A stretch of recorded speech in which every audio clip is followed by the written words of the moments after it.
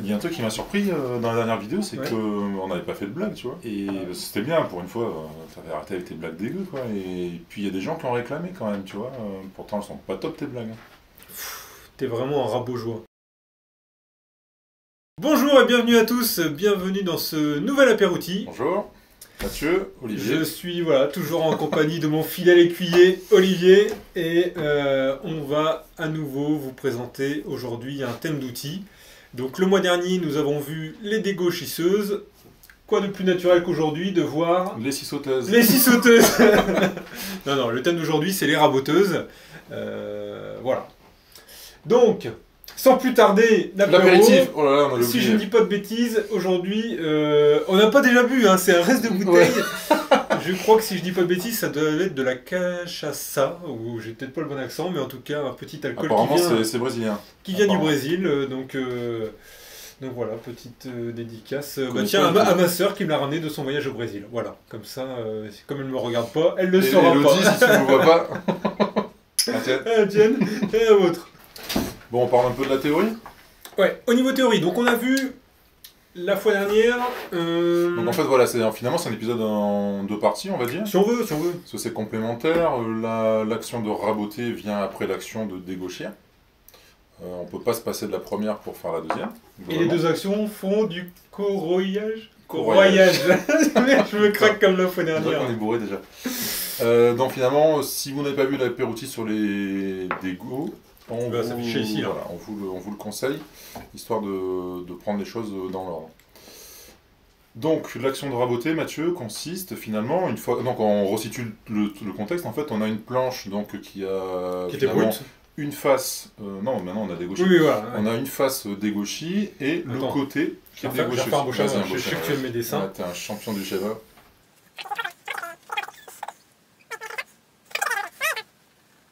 On n'a pas toute la soirée non plus. Hein. T'es le mec qui sort un Van Gogh. C'est ça. Donc, allez, je me déplace. Je vais prendre le stylo comme ça fait un peu. Je te laisse faire, ça je fait un te- petit je côté regarde, hein. Philippe Risoli. Ouais, bah c'est bien comme ça, t'es beau dans le fond. Donc, Ça, je nos peux premières pas étapes qui ont été réalisées tout à l'heure sur la partie dégauche, enfin en tout cas le mois dernier sur la partie dégauchissage, ont fait qu'on a eu une face bien plane, une face perpendiculaire à cette première face plane, et donc notre action de rabotage aujourd'hui va être de venir finalement virer cette partie-là qui dépasse, donc en étant parallèle à la première face, et virer cette partie-ci pour être parallèle à la deuxième face. Donc cette première opération va se faire finalement en passant le bois comme ça dans la machine, et bien sûr cette opération va se faire en passant le bois comme ça dans la machine. Et donc là, le but, c'est finalement d'arriver à des dimensions souhaitées. Oui. Donc c'est pas tant d'aplanir les faces et de les mettre parallèles, c'est d'arriver sur une dimension de morceaux de bois fini.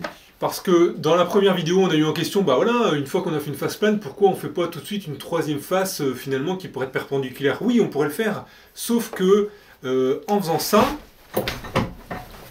si j'avais fait cette troisième face là à la dégauchisseuse, j'aurais été incapable d'avoir ici une largeur qui soit fixe entre tous mes morceaux que j'aurais passés chacun leur tour. Puisque j'aurais dégauchi millimètre ou Déjà, demi-millimètre. rien que pour un morceau déjà, pour arriver à Ouais. la dimension exacte, c'est quasiment Exactement.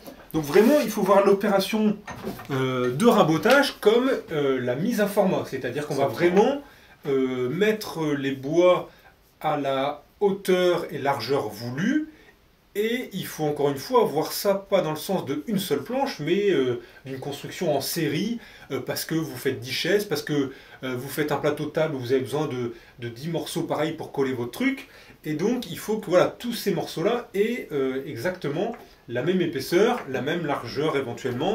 Voilà, donc c'est vraiment cette opération qui va permettre de mettre tous ces bois à bonne dimension. Exactement. Voilà donc pour la théorie. Donc on va vous parler encore une fois des modèles dont on dispose. On ne parlera pas des modèles que l'on ne connaît pas. Donc, Peut-être, finalement, on va peut-être parler d'un sujet, on va peut-être faire une petite aparté sur la partie modèles séparés combinés. oui, alors c'est vrai qu'on a pris le parti de séparer les machines parce que finalement c'est deux actions différentes. Et qu'on a la chance d'avoir des machines, autant toi que moi, qui soient séparées Ouais. et ou combinées, enfin bref. Après, effectivement, d'avoir les deux opérations séparées, ça prend beaucoup de place, ça fait une machine en plus dans l'atelier. Par contre, c'est un gain de temps énorme de passer Ouais. du dégauchissage au rabotage sans devoir modifier la machine. C'est un gain de temps monstrueux. Disons qu'on le verra après derrière toi, on voit pas mal souvent les petites raboteuses, ce qu'on appelle les raboteuses d'établi. On voit aussi des fois des petites dégauchisseuses d'établi, mais c'est peut-être un petit peu plus rare. Ouais. Après, c'est vrai qu'aller jusque 1000, 1500 € maxi, on arrive sur des modèles combinés dans le sens où c'est une machine qui a un moteur qui fait les deux opérations en ayant quelques petites manipulations. Et après, quand on passe sur des machines pro, on arrive alors d'un niveau sur la séparation pour avoir effectivement chacun son moteur, etc. Mais après, il y a surtout une énorme question de productivité. C'est-à-dire que... Et surtout de qualité du travail fait. Parce que t'as pas le même rendu avec une petite machine Oui, qu'avec une grosse. ouais, mais tu vois, si tu avais vraiment un gros combiné énorme au top, par rapport à deux machines moyennes, il serait meilleur en qualité. Moi, je vois Ah oui, plus, oui, je suis je vois d'accord. plus l'aspect vraiment prod, où encore une fois, ça fera peut-être rire des gens, mais j'en ai rien à foutre. À mon niveau, où à un moment, on a commencé à dégauchir, donc après, on passe en mode rabotage, et puis bah, on se rend compte qu'on doit redégauchir une face, sauf qu'on veut pas casser son réglage de rabotage pour être sûr que toutes les planches soient à la même En épaisseur. fait, globalement, ce qu'il faut expliquer là-dessus, c'est que donc, quand on est sur une combinée rabot-dégo, la première opération, donc, c'est le dégauchissage. Ensuite, il faut convertir la machine en rabot. Donc, ça nécessite d'enlever au moins une table, voire les deux. Certaines se démontent complètement, d'autres se lèvent en papillon ou ensemble, je ne sais pas s'il y a un nom. Et ensuite, c'est pas juste ça, c'est que souvent, ça nécessite de redescendre la table pour dire de pouvoir transformer la machine. Donc en fait, c'est pas juste une ou deux actions, c'est qu'il y a aussi tous les réglages à modifier. Exactement. Donc ça veut dire que si dans l'action, on a dégauchi on devait raboter trois planches et qu'en fait il en manque une quatrième, ça veut dire qu'à chaque fois, il faut il faut retransformer la machine et surtout à chaque fois remodifier les réglages. Oui, et puis on parle d'un réglage qui a été fait potentiellement sur des machines bas de gamme ou moyenne gamme à la manivelle pour essayer de trouver finalement d'aligner son curseur par rapport à la durée. On n'est pas du tout sur un truc numérique, donc retrouver exactement la même hauteur et la même épaisseur, c'est quasiment impossible, quoi. Ouais. Donc effectivement, c'est là où le gain se fait, c'est sur le temps que ça prend. Après, ça prend plus de place aussi d'avoir les deux machines séparées. Ah bah de toute façon, tout un question de compromis, ça prend plus de place, c'est plus cher aussi. Mais ça permet de faire beaucoup plus de choses dans une durée de temps identique. Moi, je sais que je suis content souvent d'avoir les deux. Alors aussi, je l'expliquerai après, mais parce que j'ai une raboteuse qui me sert essentiellement pour des bois... de palettes. Ouais, non mais voilà, pour les bois de récupération, où potentiellement je peux avoir un clou qui traîne que j'ai pas vu, ou un caillou, ou un truc. Donc j'en ai une qui me sert essentiellement à ça. Et du coup, bah, je suis content de pouvoir naviguer entre les deux machines sur cet aspect-là. C'est vrai que ça, c'est quelque chose qui... Enfin, c'est un peu ta configuration, c'est que tu as un combiné qui ne te sert finalement que pour la dégo. Enfin, globalement, ça pourrait être le cas. Alors, dégo plus rabot de finition, on va dire. Oui, mais globalement, tu pourrais la... Oui, m'en servir qu'en dégo. Qu'en dégo. Ouais. Finalement, ça reste une petite machine, voilà. Et après, tu as la raboteuse à côté pour éviter à chaque fois de modifier la règle. C'est clair. Ça peut être aussi une bonne opportunité. Donc là, on va parler vite fait du fonctionnement d'une raboteuse, et à savoir les éléments principaux qui la constituent. Donc, vous l'avez bien compris, il y a des combinés qui font rabot d'égo, donc finalement ça veut dire qu'on va retrouver à peu près les mêmes éléments d'une machine à l'autre. L'élément central d'une raboteuse, c'est l'arbre. L'arbre, c'est la partie en mouvement qui contient les fers, et ce sont les fers qui viennent trancher le bois. Pas l'arbre avec les branches. Ouais, merci pour cette blague, Mathieu. Elle est plutôt pas mal. Donc finalement, l'arbre, c'est comme la dégo, sa taille et le nombre de fers va conditionner finalement le placement de la machine en termes de qualité et surtout en termes de qualité de travail rendu. Globalement, par rapport aux machines qu'on va vous montrer après, on est sur des arbres du petit, on va dire, il doit faire quoi, 30-40 mm en arbre de diamètre sur la Triton, je pense, jusqu'à la mienne où je suis sur un diamètre 120. Tu dois avoir 2-3 fers sur la Triton. 3 fers 2. Il y a 2 fers. Il y a 2 fers.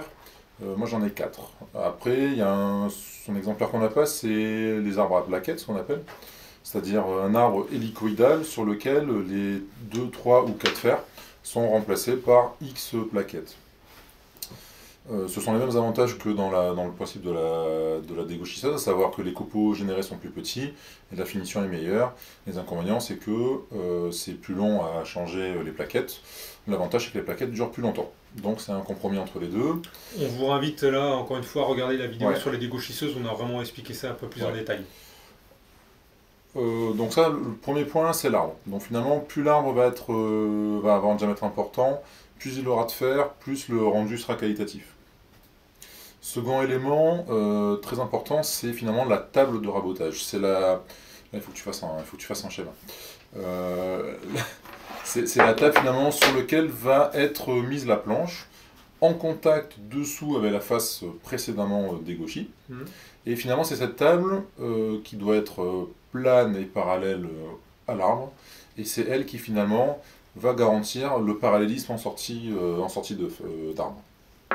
Je dirais plutôt parallèle au fer plutôt qu'à l'arbre, parce que si ton... Parallèle au fer, tout à fait. Mais en théorie, si c'est bien réglé, tes fers sont Ouais. parallèles à l'arbre, vu que, en général, tu règles tes fers par rapport à l'arbre. Avec des Ah non, positionneurs. Ah oui, si maintenant exact, tu fais bien ouais, le truc, c'est vrai. tu règles ça. Ouais. Tu nous fais un petit schéma, Mathieu, tu dessines tellement Du bien. coup, tu veux quoi là? J'ai pas tout compris. Eh bien, l'arbre, vu de côté, on fait juste un rond. Bon, allez, je vais faire le petit schéma. Comme ça, vous allez voir à quel point je dessine aussi bien que Mathieu. J'avais juste dessiné un vrai arbre. Voilà, c'est ça, mais je pense qu'ils l'ont vu. Hein. Donc Globalement, globalement, pas grand chose. globalement, on a l'arbre ici. Donc là, je schématise les fers. Attends, mais fais ton dessin et après viens me montrer parce que Voilà. Hop. Donc là, on a un arbre. on voit pas des masses là. Hop. Et ensuite, la table. Donc la table qui est soit en alu, soit en fonte d'acier. Tout dépend de la qualité. Donc une table. Cette table, selon la machine, elle est soit sur une colonne centrale. Donc là, on se doute bien que sur une colonne centrale, une petite main. On se doute bien que sur une colonne centrale, C'est le pub des nuls. c'est un peu... Ouais, Tony Glandil, c'est là que les microbes attaquent. On se doute bien que le parallélisme va être un peu plus dur à maintenir, vu qu'on est tenu que par le milieu. Seconde option sur des modèles plus haut de gamme, c'est que la colonne centrale, finalement, est remplacée par 4 colonnes, une dans chaque coin. Pas central. Voilà, donc là je représente que 2 colonnes, sachant qu'on est vu de côté. Et finalement, ce sont ces colonnes qui sont des vis sans fin. Elles sont couplées entre elles en général par Bah, attends. une chaîne ici. Fais une petite vue de dessus parce que du coup on verra mieux. Si on regarde dessus, on a notre Fais dans le table. bon sens, hein. Et puis vous imaginez que.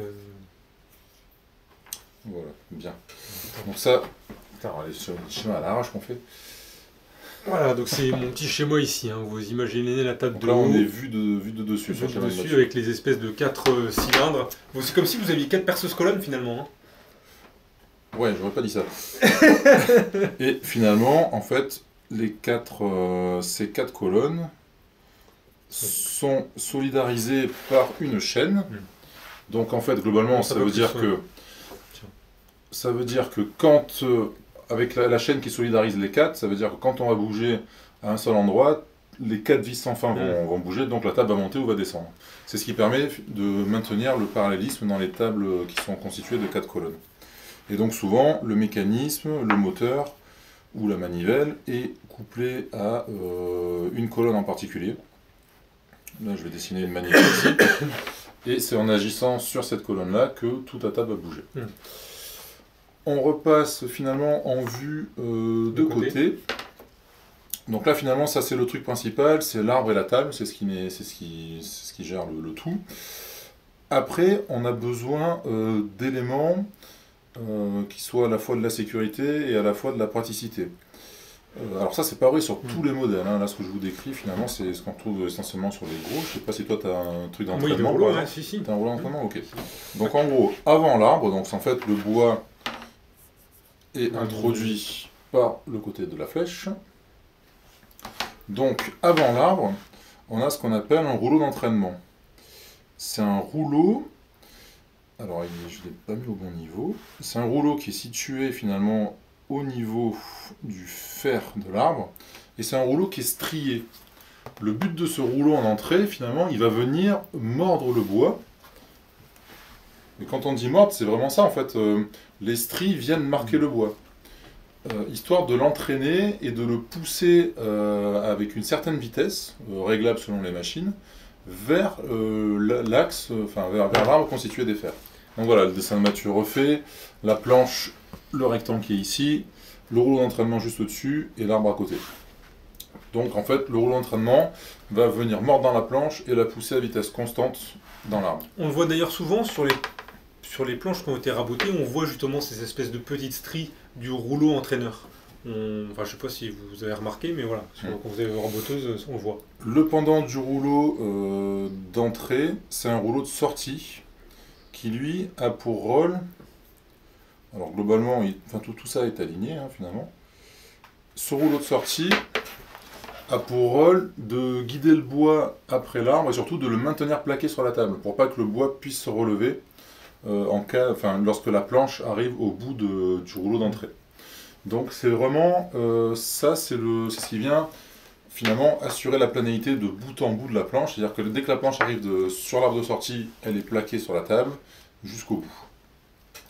Cet arbre de sortie, il peut être soit métal lisse, soit la version haut de gamme, c'est recouvert d'un caoutchouc, ce qui fait que le bois est entraîné plus régulièrement et surtout de manière plus fiable. Et plus... Oui, c'est ça. Moi, je sais que la mienne, par exemple, je suis obligé parfois de tirer sur le bois parce que le rouleau est lisse, donc il patine un peu sur la planche. Avec un rouleau entouré de caoutchouc, il n'y a pas ce problème. Il faut d'ailleurs faire attention de bien tirer la planche sans trop la relever à la fin pour éviter l'effet de talonnage, quoi. Alors, en théorie, tu n'as pas de souci parce que l'arbre plaque. Ouais. Voilà. Ça dépend de la machine. Ça dépend de la machine. Et après, ça, alors je ne sais pas si c'est sur toutes les machines, il y a aussi, alors je ne sais pas comment ça s'appelle, c'est finalement des petits éléments métalliques. Il faudra faire un schéma vu du dessus. D'ailleurs, en gros, c'est des espèces de petits picots qui permettent de pousser le bois dans un sens, mais que quand vous voulez dans l'autre sens, c'est pas possible, ça le retient. C'est pour éviter en fait que le bois recule. Et finalement, j'ai envie de dire que la raboteuse, c'est la machine la plus sécurisée, où tu prends pas de risque si tu mets pas les mains dedans. En théorie, tu mets ta planche, si tu n'as pas réglé une hauteur de passe trop importante, il n'y a aucun risque là-dessus, c'est que le bois est pris, il est maintenu finalement comme un hameçon pour pas qu'il puisse repartir en arrière. Il y a le rouleau d'entrée qui le plaque, et ensuite il est plaqué aussi par le rouleau de sortie. Donc finalement, c'est la machine, c'est super sécurisé. Donc là, globalement, ici... Il y a toujours des gens pour trouver des trucs sympas. Je suis d'accord, mais comparé à une Dego, comparé à une toupie, voilà. Donc là, ce que j'ai dessiné ici de manière tout à fait dégueulasse, ce sont finalement des multiples petits bras qui viennent appuyer sur la planche lorsqu'on la rentre. Donc les fameux picots dont a parlé Olive, le rouleau presseur en entrée, juste ici on a les fers, et encore après on a un autre rouleau ici pour la sortie, pour le plaquage. Donc on a vraiment voilà, les 4 éléments, les picots pour empêcher le retour, le premier rouleau presseur, les fers et le deuxième rouleau presseur. Donc là, globalement, on a le principe de fonctionnement d'une rabot Dego. Après, les subtilités d'un modèle à l'autre, c'est soit la table est électrifiée sur la montée-descente, soit c'est du manuel, soit il y a un indicateur avec un vernis avec une aiguille pour voir la hauteur du bois qu'on rabote. Donc, dans ces cas-là, on a toujours un problème pour être mis en face et pour savoir quelle taille est réglée. Après, ça va jusqu'à l'indicateur numérique pour connaître la hauteur de passe. Donc là, on vient de décrire finalement le principe global de fonctionnement. On vous passe sur l'aspiration, voilà, tout ça, peu importe, c'est pas le sujet. Après, effectivement, un point important d'une raboteuse à une autre, c'est la taille des planches que l'on peut raboter. Donc finalement, ça commence à 26 cm, il y a peut-être des modèles un peu en dessous. Ouais, 210. Une vingtaine, ouais, c'est ça, j'ai dit 21. Ouais. Donc en gros, 21 cm, 26, après on passe à 32 souvent, après 41, et 52 et 63. Je pense aussi qu'il y a commence à avoir des rabots en 800, enfin en 80, mais ça c'est des modèles vraiment pro, donc on va pas trop en parler ici. L'avantage de la vidéo, c'est qu'on va pouvoir vous présenter un modèle en 26, un modèle peut-être un peu plus gros, et la mienne qui est en 52. Donc vous verrez vraiment les différences de fabrication d'une machine à une autre. Alors autant en dégauchisseuse, pour ma part, j'avais dit qu'on n'avait pas forcément besoin de beaucoup de largeur, puisque je considérais qu'à partir du moment où on voulait créer du panneau, etc., en fait, on assemblait plein de petites largeurs. Autant pour la partie raboteuse, on est content d'avoir une raboteuse qui soit assez large, parce que une fois, si je prends par exemple des petites planches de 10 cm de large, sur lequel on a voulu créer, je sais pas, un plateau de 50, bah finalement on serait content de ce plateau de 50 une fois qu'on a fait notre collage où il y a quelques légers désaffleurs de pouvoir le passer dans la raboteuse. Donc finalement quand on fait le choix et quand on est sur une machine combinée, bah, le choix finalement de la largeur influe quand même par rapport à la partie rabotage. Alors je partage ton point de vue sur ce que tu dis quand on fait des panneaux. Par contre, quand on fait ce qu'on appelle du live edge avec des morceaux entiers de bois, là, de pouvoir raboter des grandes largeurs, là, du coup, ça devient intéressant. Ouais. Après, c'est sûr que dans l'assemblage, quand on assemble des panneaux qui font maxi 10, 15 cm ou 20 dernier carat, on n'a pas besoin d'avoir une dégo en 520. L'avantage d'avoir une grosse dégo quand on fait quand même des petites planches, c'est que finalement, on arrive à optimiser l'usure des fers. C'est qu'on peut se placer en début d'arbre ou après se décaler, histoire de ne pas toujours dégaucher au même endroit, et du coup prolonger un petit peu comme ça la durée de vie des fers avant affûtage. Donc on a parlé des armes, on a parlé des fers. Alors encore une fois, les fers, c'est souvent du HSS 18 qui est conseillé. Ouais. Je ne pense pas que les fers existent en carbure. Les carbures, pour moi, c'est réservé aux plaquettes. Bon, en fait, comme les dégos dans l'autre vidéo. Alors après, donc là on a parlé globalement de la machine. Là où où les différences de qualité vont intervenir, ça va être finalement sur le bois qui est en sortie. Est-ce que par exemple la raboteuse est réglée, on la dérègle, on essaie de remettre le réglage initial, est-ce qu'on aura exactement la même taille ou pas, est-ce qu'on va avoir un bois avec des faces vraiment très parallèles, est-ce qu'on va avoir un talon ou pas en entrée de planche?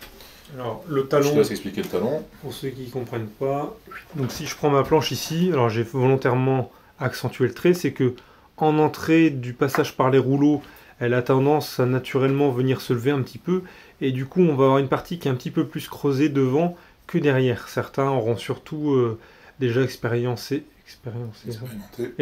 ça à la dégauchisseuse. Alors cette méthode, finalement, il y a plusieurs solutions, dont une principale pour pouvoir éviter ça, c'est de passer ces planches les unes à la suite des autres. Puisque finalement, le fait d'enchaîner deux planches, on ne se retrouve pas ici avec du vide, on a une planche qui est enchaînée, et du coup, on n'a plus ce deuxième aspect, ce deuxième talon.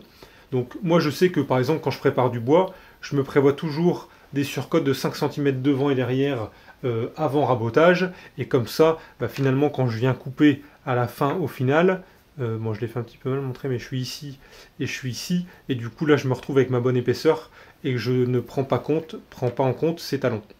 Mais globalement, si vous passez une planche à la fois, je pense qu'il faut prévoir à peu près au moins 5 cm avant, 5 cm après, qui est potentiellement perdu si la planche talonne. Donc c'est quand même pas négligeable, c'est que selon ce qu'on fait, voilà, ça peut vite surtout vu le coût du bois, quand on est dans certaines régions à je sais pas 1500, 1800 € du mètre cube, si on doit bouffer comme ça, 5 cm par-ci, 5 cm par-là.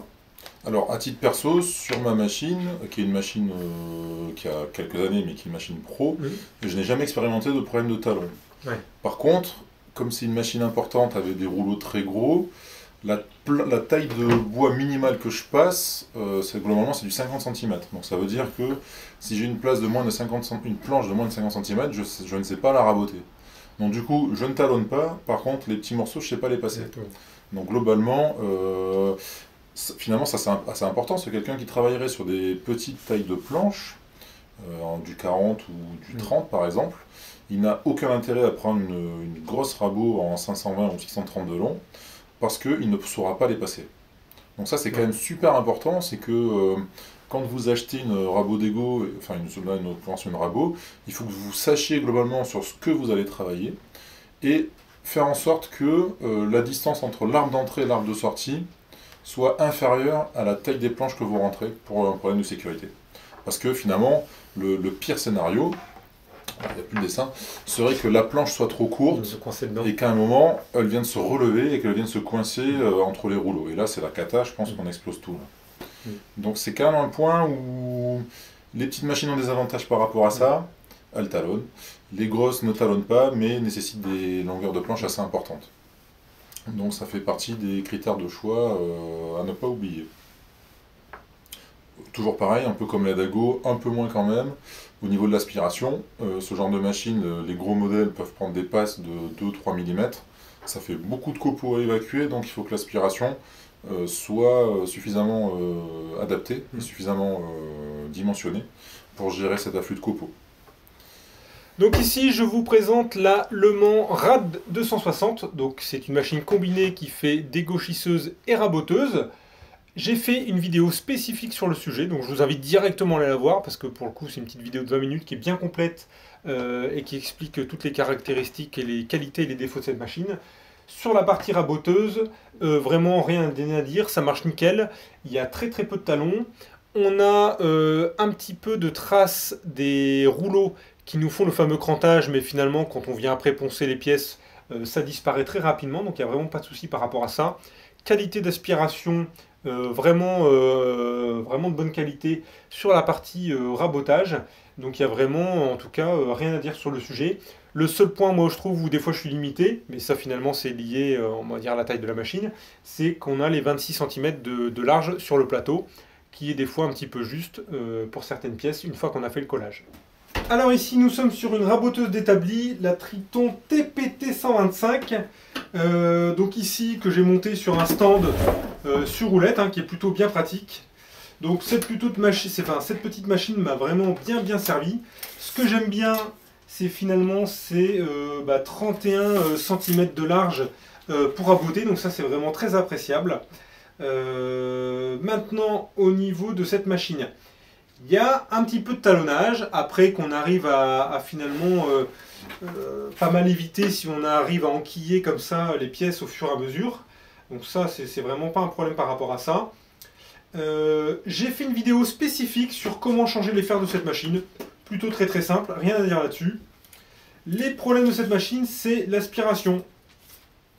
On est sur un diamètre de 50, donc un diamètre un petit peu bâtard, parce que sur les aspis, on est plutôt généralement sur du 36, ou après on est sur du 100 sur les gros aspirateurs à copeaux. Donc du coup c'est un truc un petit peu entre les deux. Et avec cette forme qui part ici un petit peu en triangle, on se rend compte que des fois quand on rabote et que les copeaux sont un petit peu trop gros, ça a tendance à venir bourrer ici, et du coup l'aspiration est bloquée et puis tout crache de l'autre côté. Donc ça pour le coup vous le voyez très vite, dès que ça commence à cracher énormément de copeaux en entrée, c'est qu'il y a un souci avec l'aspiration. Au niveau des tables, les deux tables avant et arrière, alors, on rapproche le doigt, donc avant et arrière, donc, peuvent se replier pour l'avant, et l'arrière, finalement, elle ne peut pas se replier à cause de l'aspiration. Donc ça c'est un petit détail un petit peu con, j'ai envie de dire. Sinon, rien de compliqué, une petite manivelle ici qui permet la montée et descente. Donc au niveau de cette montée-descente, finalement, on a deux tiges filetées qui arrivent en dessous sur un mécanisme avec une barre qui relie les deux avec des roues crantées. Attention, par défaut, les vis qui retiennent ces roues crantées ne sont pas bloquées. Du coup, moi, au bout d'un moment, je me suis rendu compte que, en faisant marcher ici, j'avais plus qu'un des deux qui tournait. Et du coup, j'ai eu ma raboteuse qui s'est retrouvée dans ce sens-là. En démontant en dessous, je me suis rendu compte que les vis étaient complètement dévissées. Je crois que les 4 vis, je crois que les 3 étaient complètement dévissés avec les vibrations. Et donc j'ai dû les remonter avec du frein filet. Donc c'est quand même un petit peu dommage. Donc si vous avez votre machine dès le départ, retournez là. Alors cette machine a été révisée depuis un modèle un peu plus récent. Donc je ne sais pas exactement ce que vaut le modèle plus récent, s'il a corrigé ou pas, ou amélioré ces différents points. Mais donc, entre guillemets, si vous l'avez, récupérez-la, essayez de dévisser. Si vous voyez que ça se dévisse tout seul, remettez les vis avec du frein filet. Vous éviterez bien des problèmes par la suite. Quoi dire d'autre? Sur cette machine, je me suis fabriqué une espèce de petite rallonge. Parce qu'en fait, au niveau des tables, on a des fois... Alors, on peut les régler avec des vis en dessous, mais on a un petit peu de jeu en entrée et en sortie. Du coup, moi ça, donc vous voyez, c'est simplement une planche ici avec un petit talon. Je viens d'en ficher par par ici et ça me permet vraiment d'avoir une plus grande surface complète, lisse sur cette partie-là. Donc c'est beaucoup plus pratique. Donc ça, je l'utilise finalement quand je rabote en permanence avec cette petite planche. Du coup, bien évidemment, votre curseur n'est plus tout à fait bon puisque il faut bien prendre en compte l'épaisseur de cette planche qu'on a rajoutée. Donc voilà, donc l'aspiration un petit peu mauvaise, ça talonne un petit peu, mais si encore une fois vous enquillez bien vos planches, normalement il n'y a pas de souci. Moi j'expliquais à Olive en privé tout à l'heure que j'avais tendance à aussi tourner un petit peu mes planches. Du coup, le fait qu'elles soient tournées, en fait ça commence à arriver sur un triangle, donc ça évite que la planche se lève que si elle était droite, où là finalement elle a plus tendance à se lever comme ça et éviter cet effet de talonnage. Enfin, toi tu me disais que c'était pas terrible de faire ça. C'est pas conseillé, ouais. Donc, alors c'est pas conseillé, pourquoi? Parce qu'en fait, tu augmentes la surface à raboter, comparé à la largeur de ta pièce de bois que tu rentres dedans. Parce que finalement, tu es plus sur une diagonale que sur... voilà. Et après, tu en arrives au moment où ta planche de bois va commencer à taper sur le côté, donc elle va un peu changer d'angle et compagnie. Donc du coup, tu modifies finalement la zone que tu rabotes. Alors moi, je la mets en travers, mais pas à ce point-là en travers. C'est-à-dire que le travers respecte dans tous les cas la diagonale de ce truc-là. Ouais, mais du coup, pareil, tu rabotes ton fil de travers aussi. Oui. Donc c'est pas recommandé. Effectivement, on avait trouvé ça, ça marchait plutôt pas mal pour éviter le talonnage, mais globalement, c'est pas préconisé. Bon. Donc globalement, là, je crois que c'est sur des machines, on doit être à 280, je crois, 300 €. Enfin, allez, on va dire entre 250 et 300 €, je ne veux pas dire bêtise, je n'ai pas regardé les prix récemment.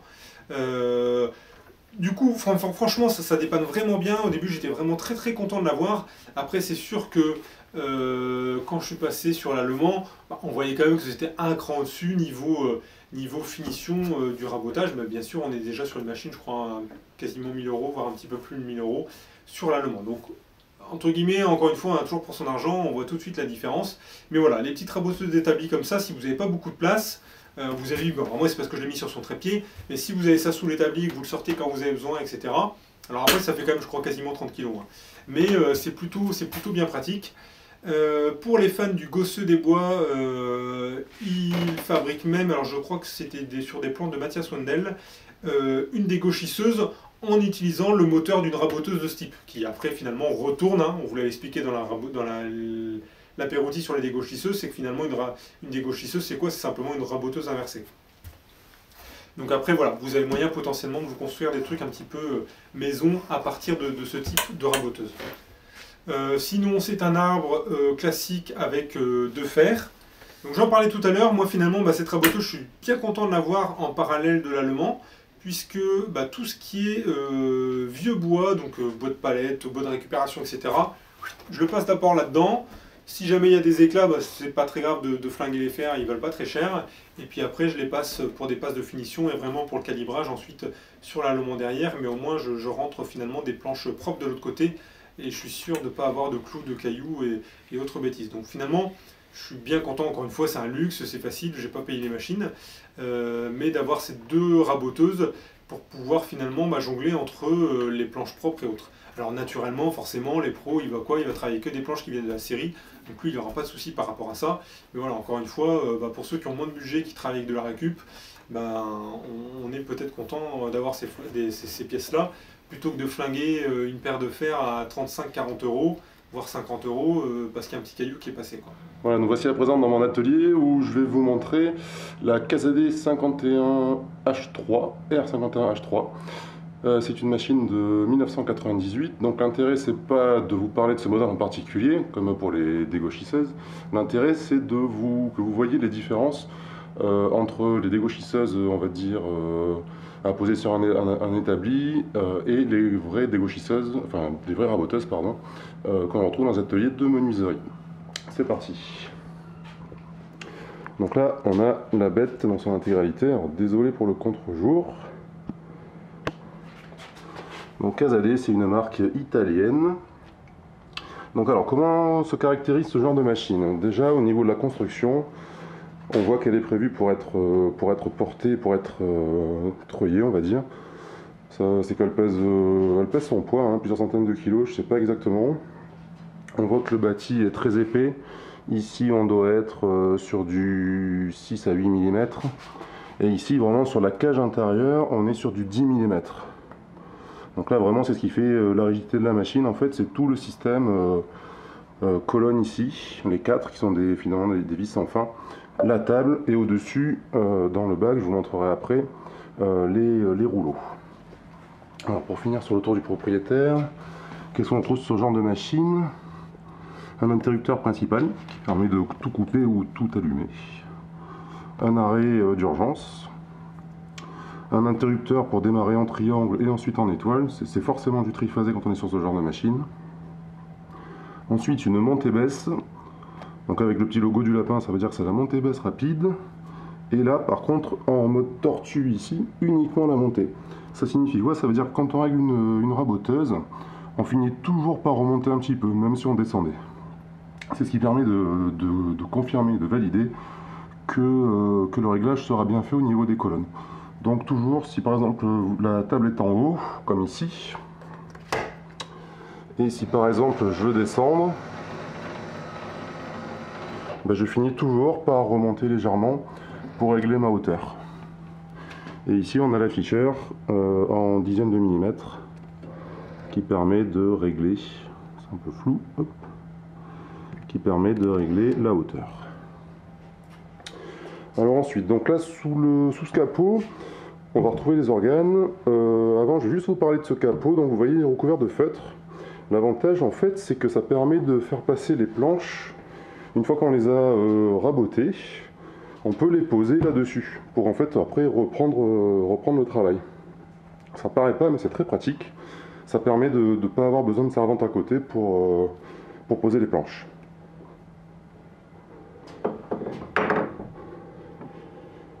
Donc maintenant, si on ouvre la bête, qu'est-ce qu'on retrouve là-dedans? Beaucoup de choses. On va commencer par ici alors c'est pas très lumineux, je m'en excuse. Donc là, en tout début donc, de passage du bois, donc le bois passe ici, hein, sur la table. En fait, le bois va être bloqué par ce système qui finalement par-dessous, là je les actionne à la main, c'est cranté en fait. Donc en fait, quand le bois va être pris là-dedans, après il ne ressort plus.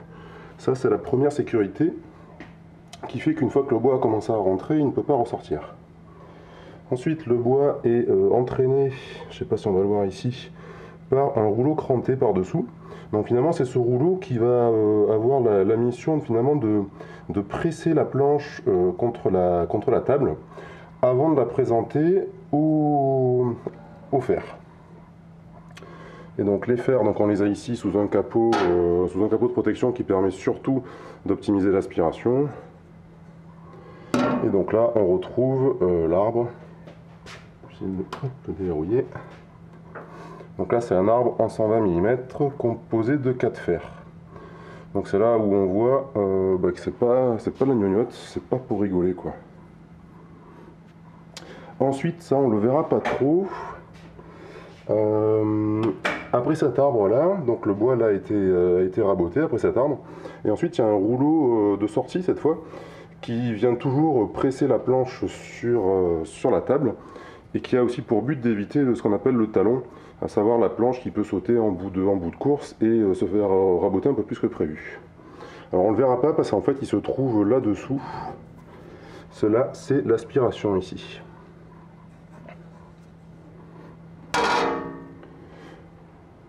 Donc ça c'est pour la partie interne. Et ensuite de l'autre côté, donc côté sortie, qu'est-ce qu'on retrouve? Toujours la table ici, forcément.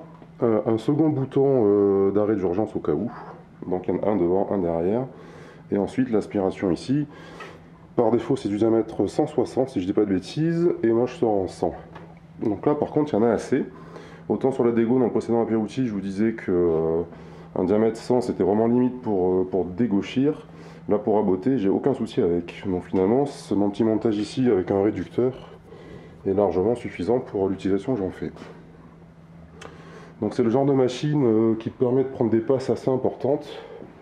Alors clairement pour une qualité de travail, j'ai jamais dépassé les 2 mm de passe.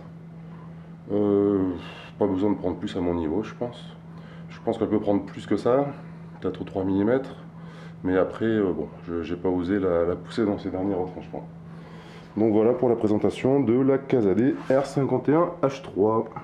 Donc on vient de vous présenter la théorie, les machines dont on dispose. On arrive à la conclusion. À la petite conclusion. Alors la conclusion, finalement, est-ce qu'on a besoin de ces deux machines, de la dégauchisseuse et la raboteuse? La réponse est oui, parce qu'effectivement, ces deux machines... Putain, il y avait du suspense. Ouais. J'ai eu peur, quoi. Ces deux machines nous permettent de travailler effectivement avec du bois brut, qui ouvre énormément de perspectives. Maintenant, pour les petites bourses... Elle est pas mal, celle-là. Ça fait longtemps que tu l'as préparée. Non, putain, elle est bien énorme. C'est bien énorme, je crois que c'est des petites bourses. Donc, pour ceux qui ont peu de budget, on peut finalement se passer de la dégauchisseuse. Oui, mais attends, comment? Et dans quel cas? Et dans quel cas? Dans certains cas spécifiques, effectivement, si vous avez une planche qui est tordue dans tous les sens, c'est même pas la peine. Si vous avez finalement acheté des avivés qui sont pas trop déformés, vous pouvez largement vous en passer. Alors là, on est vraiment sur des cas où ça serait du bricolage amateur, où il manque de la place, et il faut faire un choix. Ouais. Mais globalement, c'est une machine qui fait gagner beaucoup de temps, on est d'accord? Exactement. Du coup, on a vu que finalement notre planche elle est potentiellement déformée entre le dessus et le dessous. Donc cette planche-là, vous allez la caler finalement sur une surface de référence. Vous prenez une planche de contreplaqué, vous allez la positionner dessus en mettant éventuellement quelques cales. Et là, alors bien sûr vous n'allez pas la visser, parce que derrière il ne faut pas oublier que ça passe dans la raboteuse, mais vous allez potentiellement la fixer avec de la glu, les pistolets à glu chaude pour la maintenir en position. À partir de là, vous allez pouvoir faire quelques fines passes. Forcément, si vous faites une passe d'1 centimètre, votre glu chaude elle va sauter direct. Mais quelques fines passes à la raboteuse pour finalement avoir une surface de référence sur le dessus. Et une fois que vous avez ça, on la décolle, on la retourne et cette fois-ci on va pouvoir ici surfacer de l'autre afin d'avoir deux faces bien parallèles. Et après la largeur va se faire à la scie. Et la largeur va se faire à la scie sous table. Mais vous allez me dire, mais attendez, si ta largeur elle fait du zigzag comme ça, comment on fait pour passer sous la scie sous table? Et bien là c'est bien simple. On va utiliser, attends, je sais pas si on le voit, ce genre de guide. Alors, ça, qu'est-ce que ça va faire? On a ici le guide parallèle de la scie sur table, la lame de la scie sur table. Et donc, on va avoir cette planche ici qui a bien sûr un bord droit de référence qui va glisser le long du guide parallèle de la scie sur table. On a nos fameuses sauterelles qui vont nous permettre de tenir notre planche qui est effectivement toute vrillée ici de ce côté-là. Et le fait de faire ça, on va pouvoir ici venir couper une surface bien rectiligne sur cette planche qui nous permettra, après un deuxième passage en inversant la planche, d'avoir une surface plane contre le guide parallèle pour réaliser la deuxième face ici complètement parallèle à la première. Donc finalement, grâce à ces deux petites astuces, on arrive à finalement se passer de dégauchisseuse, encore une fois, dans des cas plutôt de planches qui sont vraiment correctes. Ouais. Et puis c'est de la débrouille. Et c'est de la débrouille, ça remplace pas tout, mais disons que voilà, pour ceux qui ont un petit budget, on arrive à se débrouiller par rapport à ça. Ça fera rire notre ami Renaud Bauer, mais les Américains, il y en a énormément qui travaillent sans dégauchisseuse et qui n'ont que des raboteuses. Et les mecs, voilà, ont leur petite combine comme ça pour avancer sur le sujet. Donc voilà, pour ceux qui ont peu de budget ou pour ceux qui n'ont pas de place dans l'atelier et qui juste une petite raboteuse d'établi comme ça, finalement fonctionne très très bien, on a moyen de se débrouiller ainsi. Voilà pour la petite astuce en tout cas sur cette partie-là. Pour le reste, donc encore une fois, il existe soit des combinés, donc des machines qui font les deux, soit des machines séparées. Alors généralement quand on a des machines séparées, effectivement comme Olive, on est sur des machines plus professionnelles qui permettent d'avoir une meilleure qualité de coupe. Et on a surtout une meilleure productivité puisque ça nous permet à un moment de ne pas bouger les réglages d'une machine tout en faisant une opération sur l'autre. Donc ça c'est vraiment très très agréable. Et si on pousse vraiment le truc à l'extrême de la productivité, un mec qui dégauchit et un mec qui rabote à côté. Ouais, j'exagère encore plus le trait. Voilà. Mais effectivement, là, tu gagnes un temps fou là-dessus. Par rapport à ça, c'est clair. Donc après, comme on l'a vu, il y a différentes machines pour différents besoins. N'attendez pas d'une toute petite machine à 300 € de la qualité d'une machine à 8000 €, c'est clair, il faut le dire. Par contre, une petite machine peut largement rendre service et être largement suffisante selon ce qu'on fait. Je prends un exemple, finalement c'est lié, hein, l'atelier est trop petit pour rentrer des grosses machines, sous-entendu vous n'allez pas faire des gros meubles avec parce que vous n'aurez pas la place de manœuvrer, donc sous-entendu vous allez travailler des petites pièces et dans ces cas-là finalement des petites machines suffisent.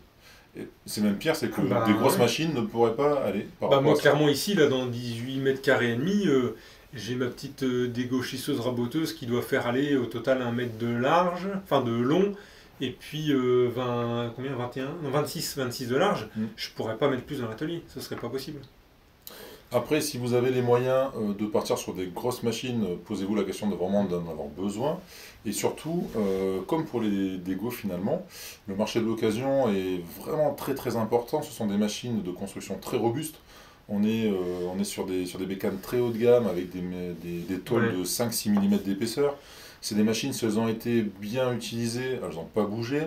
Des machines qui ont 20-30 ans, vous pouvez y aller les yeux fermés. En plus, là, la sécurité n'a pas tant que ça progressé là-dessus. Ouais, et j'ai eu certaines personnes qui avaient peur, avec qui j'ai discuté, là, qui me disaient oui, mais attends, cette vieille machine, est-ce que ça va. Enfin, il n'y aura pas trop de réglages, etc. Mais au final, une vieille machine, vous aurez autant de réglages qu'une nouvelle. Hein. Ouais. Donc, autant. Le travail du bois, c'est vraiment un milieu où ça n'évolue pas. C'est les machines. Alors, si, ça évolue par l'électronique. Il y a la montée-baisse automatique. Les arbres hélicoïdaux qui n'avaient pas forcément. Les arbres hélicoïdaux, mais c'est pas forcément un gain de qualité de 200%. Tu vois. Moi, par exemple, j'ai pas d'arbres hélicoïdaux. La qualité est nickel, tu l'as vu. Et au contraire, c'est qu'aujourd'hui, pour avoir la même qualité que des machines qui ont 50 ans, ouais, 50 ans, il faut un peu beaucoup. Ouais, non, mais il faut sortir un portefeuille. Il faut mettre beaucoup plus. Donc finalement, sur ces machines qui ont très peu évolué, l'occasion se justifie. Et clairement, pour un budget, là aujourd'hui, une rabot plutôt haut de gamme en 520 $, on est globalement dans les 8 000 €. Pour quelque chose de très haut de gamme, hein. Je ne parle pas des fausses haut de gamme, type les marques genre les bénistes ou ce genre de choses, où c'est pas de la qualité. Et là, vous avez beau avoir une grosse largeur. Si tu as une grosse largeur mais que la machine n'est pas gaulée pour le faire, tu vas avoir des problèmes de torsion, ça va pas aller. Une rabot haut de gamme, c'est dans les 8 000 €. 8 000 €, c'est un budget monstrueux pour ce que c'est. Dans le cas, vous allez l'avoir entre 2 000 et 3 000 €. C'est un modèle qui a bien servi. Et même si le modèle a déjà 20 ans, la montée-baisse peut être électrique. Alors ça, c'est quand même un point super important. La montée-baisse électrique, on n'en a pas encore parlé. Mais quand il faut mettre, je ne sais pas combien de tours de manivelle, parce que finalement, un tour de manivelle, c'est peut-être du 0,2 mm. Vous comptez 0,2 mm avec un tour, quand on la monte de 10 cm, ça en fait des tours de manivelle. Ouais, ça fait le sport comme ça. Ouais, donc ça, la montée-baisse électrique, c'est quand même super appréciable là-dessus. Après, pareil pour le compteur qui finalement indique la hauteur de la table. Et donc en gros, la taille de la planche qui va sortir, ça c'est hyper important. Mais en gros, voilà, des machines qui ont 20 ans, 30 ans ne sont pas démodées. Donc clairement, moi je ne conseille pas l'achat de neuf là-dessus, sauf s'il y a un vrai besoin, sauf si c'est votre métier et vous avez des contraintes de productivité, et voilà. Mais sinon, clairement, l'ancien fait très très bien le boulot. Oui, ou des besoins de faire travailler d'autres personnes que vous, et dans le cas, vous devez respecter certaines normes de sécurité qui ne sont pas forcément présentes sur les vieilles machines. Ouais, alors après, oui, alors ce qui peut être en norme de sécurité, c'est le moteur, est-ce qu'il est freiné ou pas, donc pour avoir un arrêt plus rapide. Les sécurités pour que la machine ne puisse pas être allumée si un capot est ouvert, par exemple. Voilà. Ça, après, c'est des contraintes à prendre au cas par cas en fonction de votre... Est-ce que vous êtes à l'aise avec des sécurités en moins? Parce que si vous êtes seul dans votre atelier, vous faites ce que vous voulez niveau sécurité. Par contre, si vous avez un employé, vous êtes obligé de respecter les normes. Donc il y a tout ça à prendre en compte. Mais ça, on est dans une activité professionnelle, donc ça, c'est encore différent. Pour un amateur qui a la place et qui veut s'équiper, finalement, la sécurité, s'il est conscient de ce qu'il fait et s'il prend une machine qui n'est pas non plus complètement dangereuse, on l'a dit au début, on est sur des machines où il n'y a quand même pas de risque, à moins de mettre les mains à l'intérieur. Voilà, ça va quoi. Donc globalement voilà, on a dit ça. Quoi d'autre? Oui, alors un autre avantage, c'est qu'en achetant une machine d'occasion que vous achetez 2005-3000, si demain vous la vendez pour acheter autre chose, vous allez la revendre le prix où vous l'avez acheté. Parce que finalement, elle ne va pas perdre de valeur, sachant qu'elle a déjà un tiers du prix. Donc globalement, ce sont des machines qui peuvent être revendues sans souci et sans perte de fric. Eh ben, je vais te laisser conclure. Ouais. Eh ben écoutez, on espère que cet épisode vous aura plu. On vous retrouve bien évidemment le mois prochain. Si en attendant, si vous avez des questions, si on n'a pas été clair, ou Voilà. si vous avez des compléments, parce qu'on n'a pas la chance Ouais, infuse. on a peut-être dit des conneries aussi. C'est surtout C'est ça. même sûr. D'ailleurs, on fait exprès Ouais. d'en mettre de partout pour voir si vous Pour être sûr que vous commenciez. Et du coup, n'hésitez pas, il y a des commentaires pour ça. On essaie d'y répondre, surtout Mathieu. Et même si vous n'avez rien à dire, parce qu'on sait qu'il y a des minorités silencieuses qui nous regardent chaque mois Ouais. avec grand plaisir, essayez des fois de sortir de votre zone de confort et mettez-nous un petit commentaire pour vous dire que ça vous plaît. Nous, ça nous... déjà, ça nous fait plaisir de se Ouais. dire que voilà, on fait ça et qu'il y a des gens qui aiment regarder ça derrière. ça nous encourage à continuer. Et ça nous encourage encore une fois à continuer et à vous produire d'autres épisodes pour votre plus grand plaisir ou pas. Ou pas, on sait pas. Donc voilà, donc n'hésitez pas des fois aussi, on sait que vous êtes nombreux comme ça à regarder, parce qu'on a aussi des fois quelques petits commentaires qui disent « Ah, j'ai bien aimé et tout, j'ai pas commenté parce que j'avais rien à dire » ou « Eh bah dites-nous, j'ai bien aimé cet épisode » ou voilà, ou « J'ai pas aimé cet épisode », vous pouvez le dire ça aussi, ouais. mais voilà, en tout cas, n'hésitez pas à nous faire un petit coucou, même juste « Salut les mecs, ça va, ça nous fera plaisir », voilà. Merci Mathieu. Eh bien écoutez, on vous donne rendez-vous le mois prochain pour un nouvel épisode avec un thème différent, Ouais. qui est le thème qui sera le mois prochain. Qui sera le mois prochain. Merci. Allez, à bientôt. Ciao. Salut.